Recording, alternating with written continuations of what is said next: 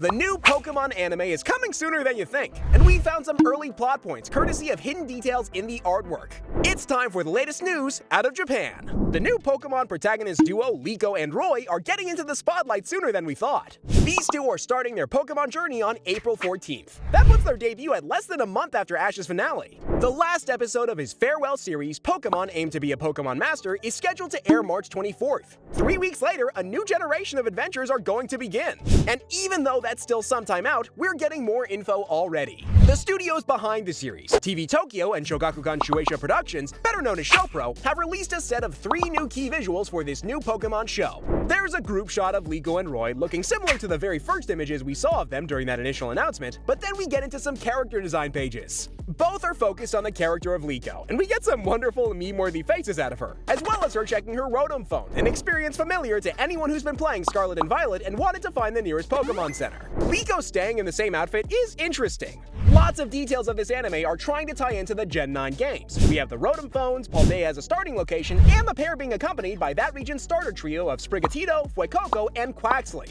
However, we're continuing to show our protagonists not sporting the school clothes that the Scarlet and Violet game protagonists are forced to wear. We have seen Liko in some kind of uniform briefly in the trailer while being introduced to Sprigatito, but that doesn't match Naranja or Uva's colors. Perhaps this confirms that the story of this anime will go far beyond Paldea, and our 2 new protagonists will get to adventure all over the Pokemon world. What could lead them to wander so widely? Will one or both of this pair share Ash's aspiration to become a Pokemon Master? Returning to Liko, there are some additional details in her design to make note of. Firstly, there's her bag. It's a pretty hefty one, worn over the front, but it's been missing in all the promo shots. Will she lose it at some point in the anime? That could go from frustrating to tragic if it happens in the wilderness. Imagine the pair trapped in some isolated location, like the top of a mountain, and all those picnic supplies just get pulled out into the air, leaving Liko, Roy, and their Pokemon cold and hungry. They'd be following in the proud Ash Ketchum tradition of almost dying from frostbite. And secondly, there's something we don't see. Some kind of necklace or charm. Liko holds it close as if she's drawing comfort from it, but most of the time she wears it beneath her shirt rather than having it on full display. Whatever this mysterious trinket is, it's clearly important to her. It's something that Liko wants to keep safe rather than wear for style.